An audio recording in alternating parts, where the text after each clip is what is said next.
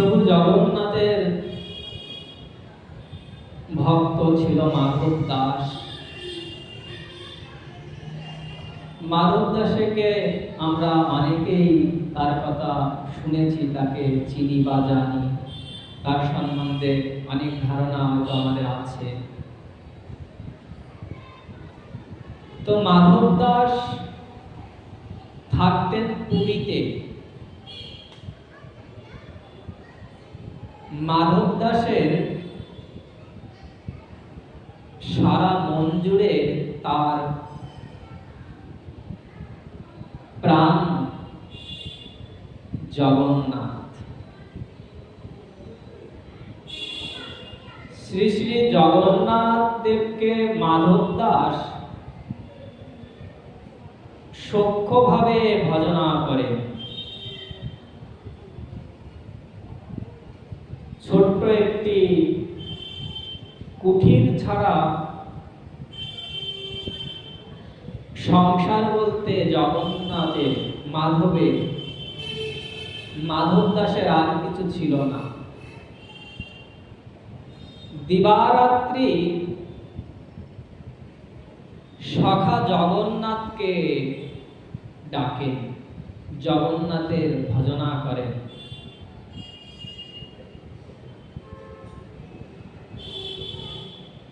তো মাধব দাসকে যদি কেউ করুণা করে কিছু ভিক্ষা দান করে, তাহলে সেদিন মাধব দাসের খাওয়ার জোটে। আর যেদিন কিছু জোটে না, সেদিন অনাহারেই কেটে যায়। একবার পরপর 3 দিন সহৃদয় পুরীবাসীর দৃষ্টি পড়ল না মাধব দাসের উপরে।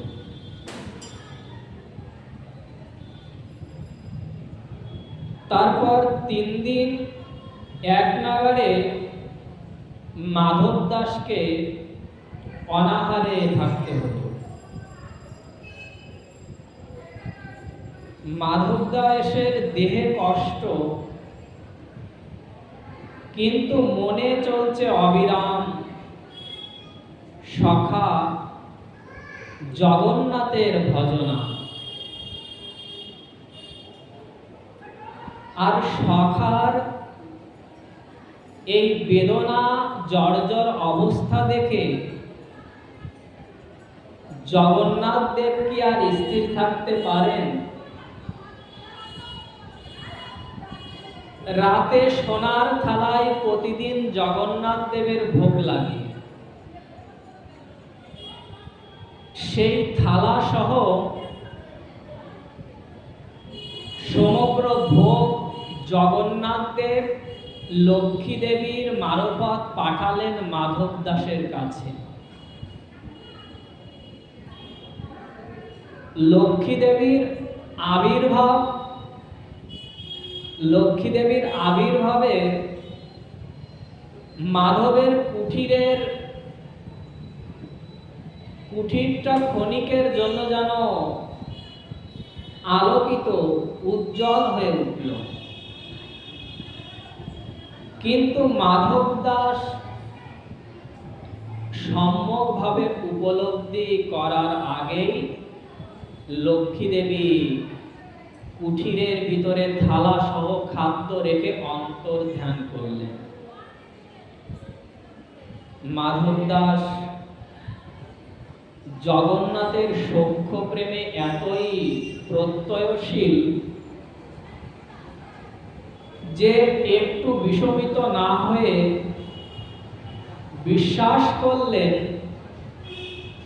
এ আর কারোর কাজ নয়, স্বয়ং জগন্নাথই অনুকম্পা বশে উপবাসী সখাকে নানা উপচারে মহাপ্রসাদ পাঠিয়েছেন। এদিকে প্রত্যুষে পাণ্ডারা স্বর্ণ থালি না পেয়ে তারা তো হুলুস্থুলুস কাণ্ড শুরু করে দিয়েছে। চারিদিকে শুরু হলো খোঁজাখুঁজি। দেখে মাধব দাসের কুঠিরের বাইরে স্বর্ণ থালি পড়ে আছে। আর যাই কোথায়, চোর বলে মারতে মারতে মাধব দাসকে মন্দিরে নিয়ে এলো। যেদিক হতে পারলো হেনস্থা করলো মাধব দাসকে। মাধব দাস কিন্তু একটি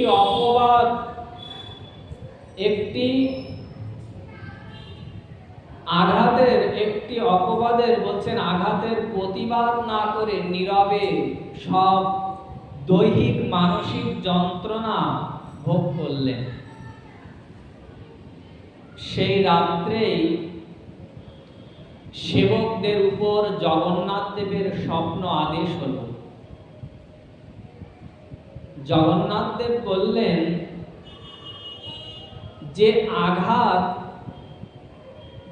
আঘাত তোমরা আমার মাধবের উপর করলে তার সবটাই পড়েছে আমার দেহে। সেই দিন অনাহারে সে আমার হৃদয় জুড়ে আছে। অনাহার সহ্য করতে না পেরে আমি তাকে প্রসাদ পাঠিয়েছিলাম। জগন্নাথ দেব বলছেন বিচার বিবেচনা না করে এমন করে কাউকে আঘাত করতে আছে। এমন স্বপ্ন আদেশে সেবকদের অন্তর হাহাকার করে উঠল। সঙ্গে সঙ্গে তারা মাধব দাসের সঙ্গে সাক্ষাৎ অর্থাৎ দেখা করতে এবং নিজেদের ভুল স্বীকার করতে গেলেন। বারবার জগন্নাথ ভক্তের কাছে তারা ক্ষমা প্রার্থনা করলেন। মাধব দাস অত্যাচারিত হলেন বটে, কিন্তু সেই থেকে জগন্নাথের একান্ত অন্তরঙ্গ ভক্ত হিসাবে প্রসিদ্ধি অর্জন করলেন। সেই থেকে জগন্নাথ দেবের একান্ত ভক্ত হিসাবে প্রসিদ্ধি অর্জন করলেন মাধব দাস। আর তাকে উপবাসে থাকতে হয় না, নিয়মিত মহাপ্রসাদ জগন্নাথ দেবের প্রসাদ বললেন কোনো না কোনো ভক্ত তার কুঠিরে পৌঁছে দিতেন। একবার মাধব দাসের গুরুতর পীড়া হলো, মানে অসুস্থ হলো মাধব দাস। একা থাকেন কুঠিরে, সেবা করার কেউ নেই। এদিকে পিপাসায় মাধব দাসের বুকের ছাতা পেটে যাচ্ছে। জলের অভাবে এক সময় বাহ্যিক সংজ্ঞাহারা হয়ে অচেতন হয়ে পড়লেন, মূর্ছিত হয়ে পড়লেন। আর যখন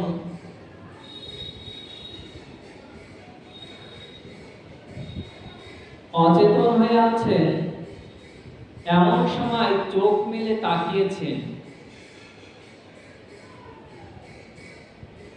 কেউ যেন তাকে ডাকছে। চোখ মেলে তাকাতে পারছে না, কিন্তু টের পাচ্ছেন যেন হাতে জলের গ্লাস নিয়ে কেউ যেন তাকে ডাকছে, তার কাছে তার পাশে দাঁড়িয়ে আছে। আর মুদিত চোখেই জলটুকু পান করলেন মাধব। আর জানতে চাইলেন তিনি কে।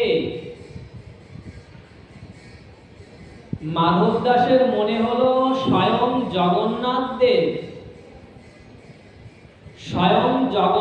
দেব বুঝি জলপাত্র নিয়ে এসে তাকে পান করালেন।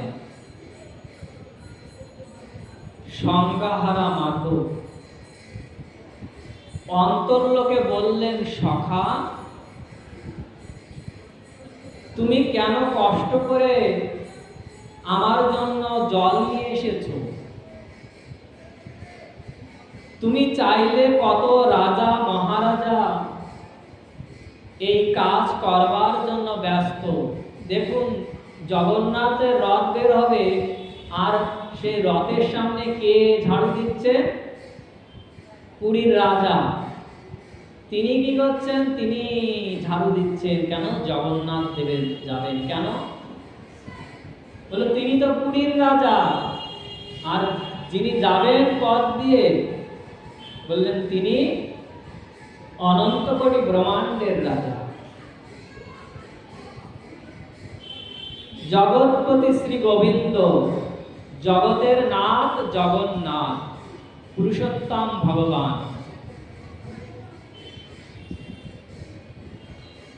তো মাধব দাস বলছে, সখা, তুমি চাইলে কত রাজা মহারাজা এই কাজ করার জন্য ব্যস্ত।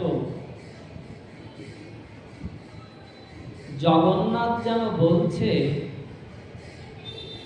সখা,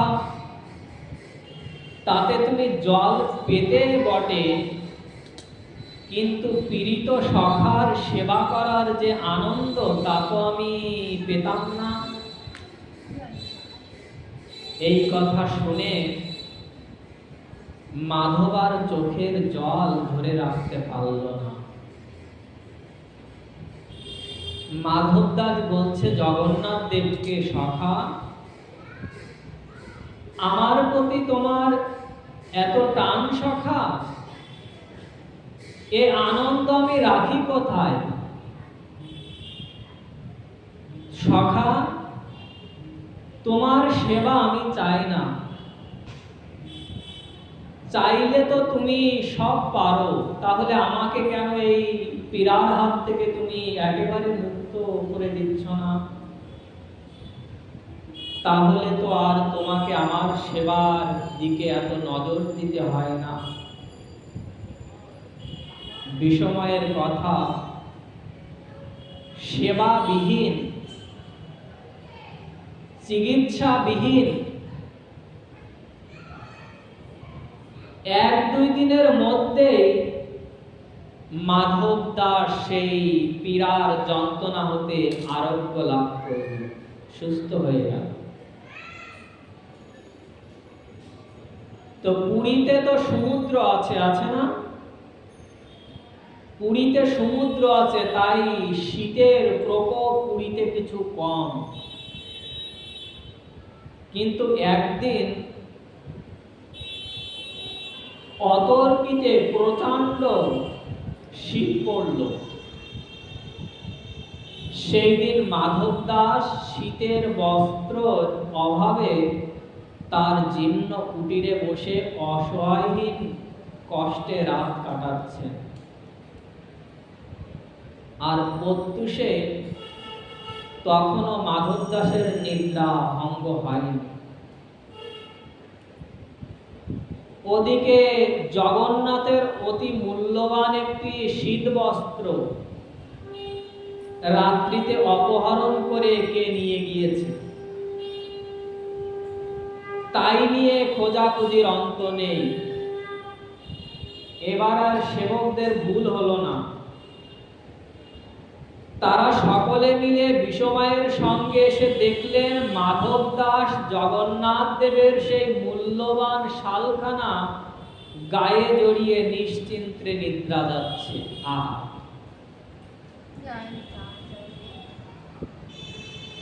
মাধব দাস যতদিন যায় মাধব দাসের জগন্নাথের প্রতি প্রেম বৃদ্ধি পায়। সাধারণ মানুষের সঙ্গে মাধব দাস আর কথা বলতে পারে না। যা বলেন অন্যদের কাছে তা প্রলাপ বলে মনে হয়। তাই মাধব দাস সবসময় জগন্নাথ দেবের সঙ্গে সংলাপ করতেন, কথা বলতেন। একদিন জগন্নাথ মাধবকে বলছেন, সখা চলো, গোপালের বাগান থেকে চুরি করে কাঁঠাল খেয়ে আসি। মাধব বলছেন, সখা, চুরি করে কাঁঠাল খাবে তুমি? কেন, তোমার কি কাঁঠালের অভাব? তুমি যাও, আমি এর মধ্যে নেই। কিন্তু জগন্নাথ দেবের ইচ্ছা, বলছে জীব কোটি বাঞ্ছা করে, ঈশ্বরের যে ইচ্ছা সেই ফল ধরে। জীব কত ইচ্ছা করে, এই করব, তা করব, হ্যান করব, ত্যান করব, আছে না? কিছুই করতে পারে না। কেন? বলে প্রভুর ইচ্ছা ছাড়া একটা ধুলি কণাও নড়তে পারে না। আপনি বিশ্বাস করুন আর না করুন আপনার ব্যাপার, কিন্তু প্রভুর ইচ্ছা ছাড়া একটা গাছের পাতার নড়ার ক্ষমতা নেই। প্রভুর ইচ্ছা ছাড়া কিছু হবে না। আমার শ্রী গুরুদেব বলেন যে যা হবে তা হবে, যা হবে না তা কোনোদিন হবে না। এখন মাধব তো যেতে রাজি নয়, কিন্তু জগন্নাথ দেব চেয়েছে, আর কি করা, সেখানে তার কোনো কথা চলে না। কারণ জগন্নাথের ইচ্ছাই তো সকলের ইচ্ছা। মাধব তো তার ভক্ত, তারই তো সেই একই ইচ্ছা। কিন্তু জগন্নাথের ইচ্ছা ছাড়া, প্রভুর ইচ্ছা ছাড়া বললেন কারোর এক পা চলার ক্ষমতা নেই। এখন কি হবে? দুইজনে, মাধব দাস আর জগন্নাথ দেব, দুইজনে হাত ধরাধরি করে সত্যই কি করলেন না, বাগানের দিকে যাচ্ছেন কাঁঠাল চুরি করতে। কাঁঠাল চুরি করে খাবেন। কিছুক্ষণ পর একটা বিরাট পাকা কাঁঠাল হাতে নামিয়েছে, গাছে উঠেছে একটা বিরাট পাকা কাঁঠাল, নামিয়ে কেবল মুখে দেবেন, এমন সময় হা রে রে করতে করতে ছুটে এসেছে বাগানের দুই মালি। জগন্নাথ দেব কি করেছেন? জগন্নাথ দেব তো চতুর শিরোমণি, উনি মুহূর্তের ভিতরে অন্তর্ধান হয়ে গিয়েছেন। আর মাধব দাস প্রায় নির্বোধের মতো সেই বিরাট একটি কাঁঠাল সেই সম্মুখে নিয়ে ফেলফেল করে রক্ত চক্ষু সেই মালিদের দিকে চেয়ে আছে। মালিরা তো আর মাধব দাসকে জানে না, চেনে না যে কে জগন্নাথের কত বড় ভক্ত। সাক্ষাৎ জগন্নাথ তাকে নিয়ে এসেছে, মালিরা তো তা জানে না। সাধারণ মানুষ সাধুর মহিমা, বৈষ্ণব মহিমা বুঝতে পারে না। সাধু যখন হরি কথা বলে, কৃষ্ণ কথা বলে, শাস্ত্রের কথা বলে, সাধারণ মানুষ চিন্তা করে কি বলে, আমার কিছুই তো যায় না, কিছুই তো ঢোকে না। সাধারণ মানুষ যারা তাকে বিষয়ের কথা বলেন, জড়জাগতিক কথা বলেন, দেখবেন খুব আনন্দ পায়। কিন্তু ভগবানের কথা বলেন, গৌর গোবিন্দের কথা বলেন, আনন্দ পায় না। ওই শোনা অভ্যাস নয়, তো শোনা অভ্যাস নয়, আনন্দ পায় না। এখন এই মালিরা তো মাধব দাসকে চেনে না, জানে না। তারা মাধব দাসকে চোর সম্বোধন করে সেইখান থেকে বেঁধে নিয়ে গেলেন। মাধব দাস মালিদের প্রাণেপণে বোঝানোর চেষ্টা করলেন, দেখো ভাই, আমি চোর নয়, আমি কাঁঠাল চুরি করিনি, তোমরা আমাকে ছেড়ে দাও। যে প্রকৃত চোর, চলো আমি তাকে দেখিয়ে দিচ্ছি। মাধব দাস খুব আকুতি মিনতি করে করে বললেন তাদেরকে। তখন মালিরাও চিন্তা করলো হয়তো লোকটা সত্যিই বলছে,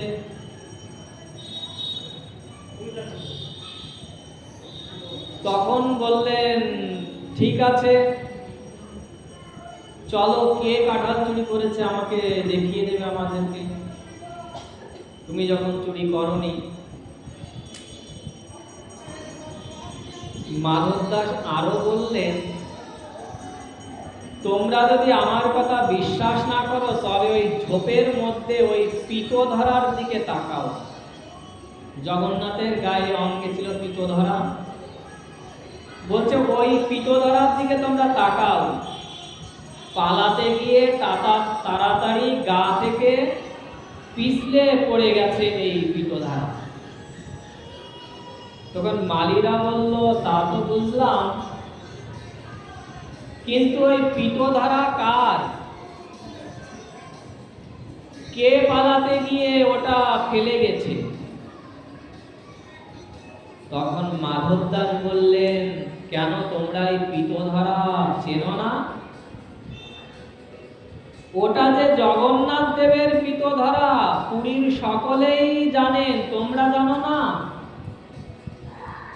জগন্নাথ দেবী তো আমাকে জোর করে কাঁঠাল চুরি করতে ধরে নিয়ে এসেছে। আর মাধবের কথায় মালিরা হো হো করে হেসে উঠল। বলছে, পাগল কি বলে, জগন্নাথ দেব নাকি ওকে সঙ্গে করে কাঁঠাল চুরি করতে নিয়ে এসেছে। বিশ্বাস হচ্ছে আপনার? বিশ্বাস হয়? আমরা যখন হরি কথা শুনি, কৃষ্ণ কথা শুনি, মনে করি গল্প হচ্ছে, গল্প শুনছি। গল্প নয়, বিশ্বাস নিয়ে শুনতে হবে, শ্রদ্ধা নিয়ে। এটা গল্প নয়, এটা সত্য ঘটনা। প্রভু জগন্নাথ দেব এই লীলা করেছিলেন। ছোট ছোট বাচ্চারাও বলতে পারে যে জগন্নাথ দেব কাঁঠাল চুরি করেছিল, পারে না? অনেক বাচ্চারা আছে, জিজ্ঞাসা করে বলে দেবে। তখন মালিরা বলছে, এই পাগল কি বলে, প্রলাপ বলছে, প্রলাপ বকছে। তারা মাধব দাসকে দুই হাতে পায়ে বেঁধে রাতের মতো বন্দি করে রাখলো। সকালে বাগানের মালিক আসলে তার সম্মুখে মাধব দাসকে দাঁড় করালেন। মাধব দাসকে নিয়ে পূর্বে অনেক কথাই তিনি শুনেছেন, যে বাগানের মালিক, যে এই মাধব দাস জগন্নাথ দেবের শ্রেষ্ঠ ভক্ত হিসাবে সেবায়েতগণ বারবার তার পরিচয় পেয়েছে। তো বাগানের মালিক সেই কথা চিন্তা করে দ্রুত কি করলেন, মাধব দাসের বন্দি মোচন করে দিলেন, বন্ধন খুলে দিলেন। আর সেবায়েত পাণ্ডাদের কাছে নিয়ে গেলেন এবং জগন্নাথ দেবের অঙ্গের সেই উত্তরীটি দেখে তারা শিহরিত হলো। তাদের সকলে মিলে মাধব দাসের প্রতি অত্যাচারের জন্য ক্ষমা প্রার্থনা করলেন। আর এই সব দেখে লজ্জায় মাথা নত করলেন মাধব দাস। সকলে যখন চলে গেলেন, মাধব কি করলেন, মাধব কিন্তু কিছুতেই মন্দির ত্যাগ করলেন না। এবার একান্তে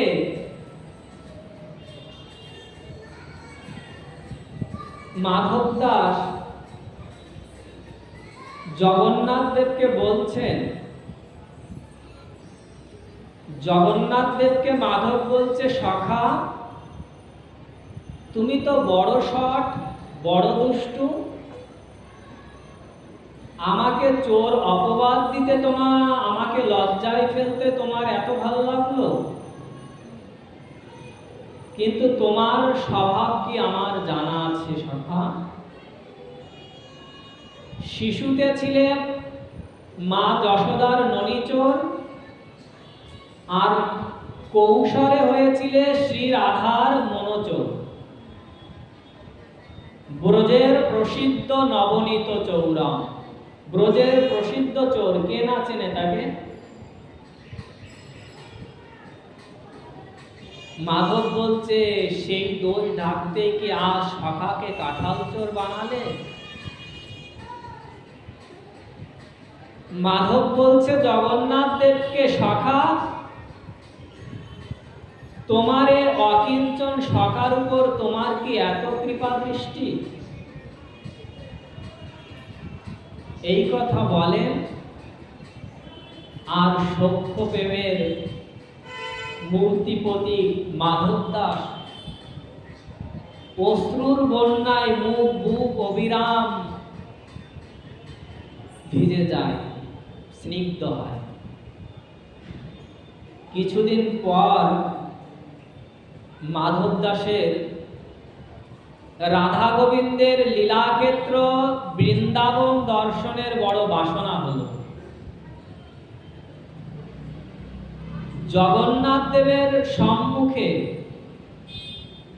গিয়ে মাধব দাস বলছে, সখা জগন্নাথের আজ্ঞা ভিক্ষা করছেন, বৃন্দাবনের পথে যাবেন, বৃন্দাবনে যাবেন। এখন জগন্নাথের আজ্ঞা নিয়ে মাধব দাস কিন্তু রওনা হয়েছে। কোথায় যাচ্ছেন?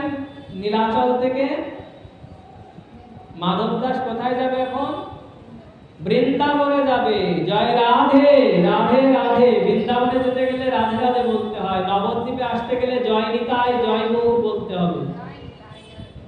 যদি আমার গৌরের কৃপা দরকার হয় তাহলে খুব করে সবসময় জয় নিতাই জয় গৌর, জয় নিতাই জয় গৌর, জয় নিতাই জয় গৌর বলতে হবে। আর বৃন্দাবনে যেতে গেলে রাধারানীর করুণা নিতে গেলে বললেন রাধে রাধে জয় রাধে বলতে হবে। এখন মাধব দাস কিন্তু বেরিয়ে গেছেন, বললেন যে বৃন্দাবনের পথে পথে বেরিয়েছেন, কিন্তু বৃন্দাবনের পথে তার এক শিষ্য বা শিষ্যার বাড়ি। তো অসংকোচে সেই শিষ্যার গৃহে উঠলেন মাধব দাস। তা বড় সেবা যত্ন করলো শিষ্যাটি মাধব দাসকে। পরের দিন সকালে শিষ্যের কাছে বিদায় নিয়ে আবার চলতে লাগলো মাধব দাস। মাধব দাস কিন্তু জানে না যে তার পিছনে অদৃশ্যমান কে যেন তাকে অনুসরণ করছে। মাধব দাস দেখতে পেলেন না, কিন্তু দেখতে পেলেন মাধবের শিষ্যটি। দেখেই বললেন, গুরুদেব গুরুদেব,